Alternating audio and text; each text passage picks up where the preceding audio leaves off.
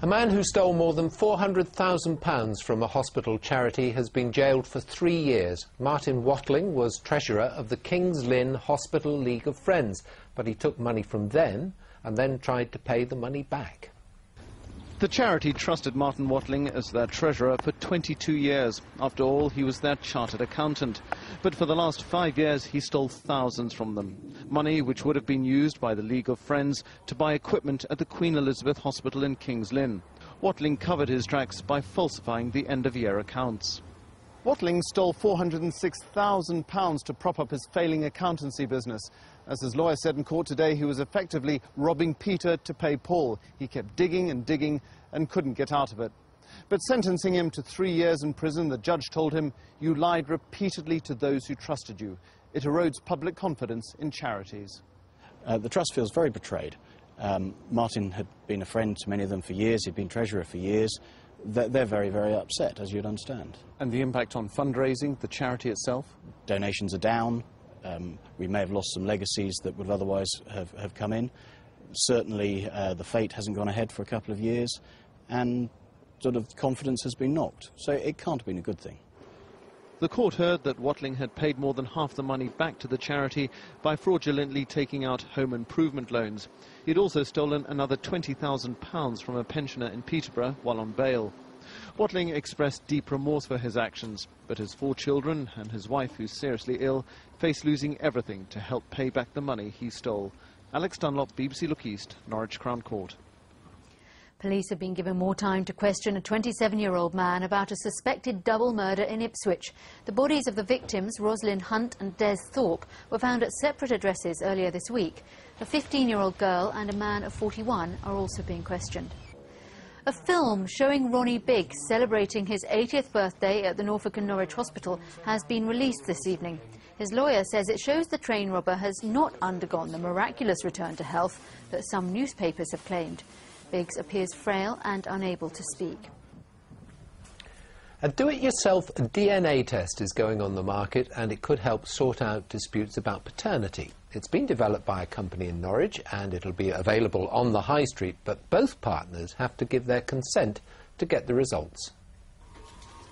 In a chemist, you can buy a testing kit to check if you're pregnant or if you're a diabetic, but soon you'll be able to purchase a DNA testing kit, which should give parents peace of mind.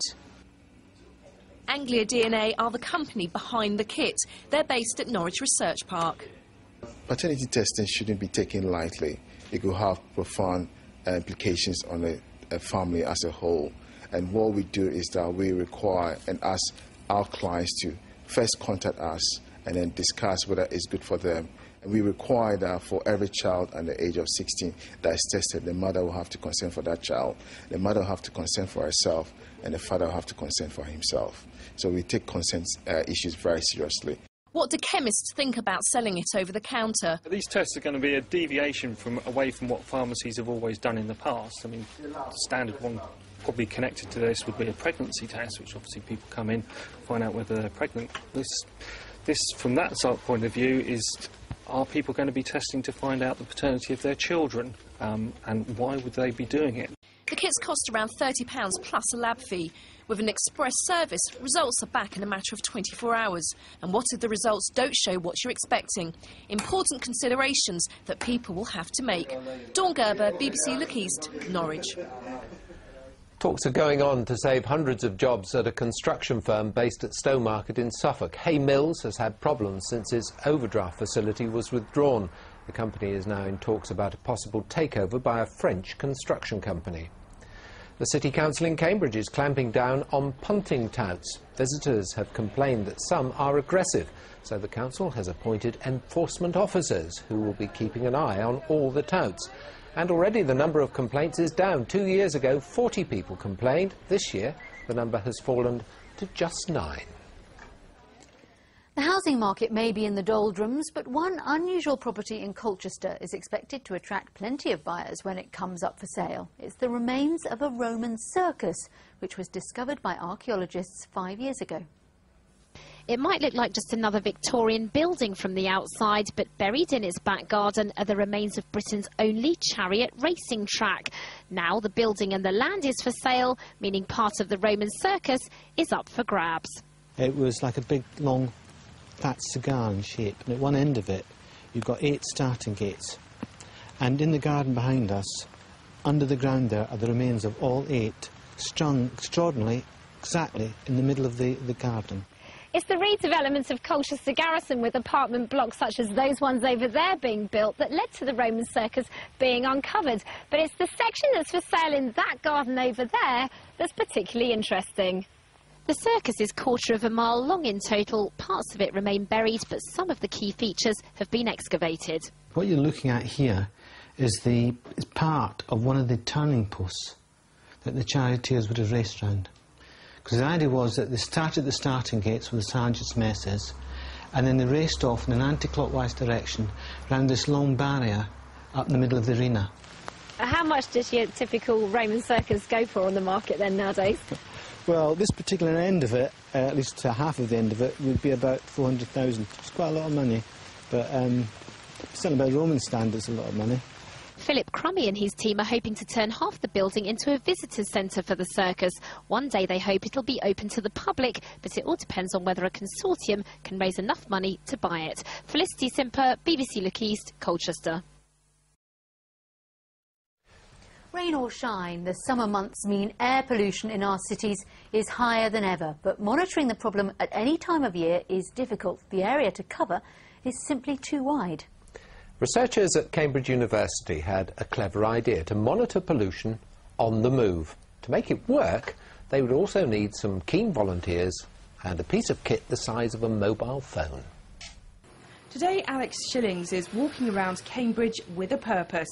This tiny piece of equipment is monitoring pollution levels. Every step Alex takes on his 3-mile stroll sends messages back to base, telling researchers in real time how bad or good the air quality is. The route is going to cover main roads, but also walking down minor roads, so that we can hopefully observe how the pollution levels vary between a major route and a minor route, and indeed pedestrian areas. The City Council has 5 static monitoring stations around Cambridge. These are incredibly accurate, but they only take information from the immediate area. The mobile sensors, however, work on a much finer grid. Essentially, they fill in the gaps. 40 volunteers recruited by Cambridge University's chemistry department have been walking, cycling or driving different routes around the city. Their sensors measure levels of carbon monoxide, nitric oxide and nitrogen dioxide, all indicators of traffic pollution. Images taken this morning show how bad some areas can be. The darker the colour, the bigger the problem. Most of the structure that we're seeing is actually coming from local traffic, I think. But we are downwind in many cases from large areas of pollution like London, so we're actually seeing or can see pollution coming in from way outside Cambridge. These mobile sensors, which form part of a 3-year government project, allow pollution to be monitored in a way never done before.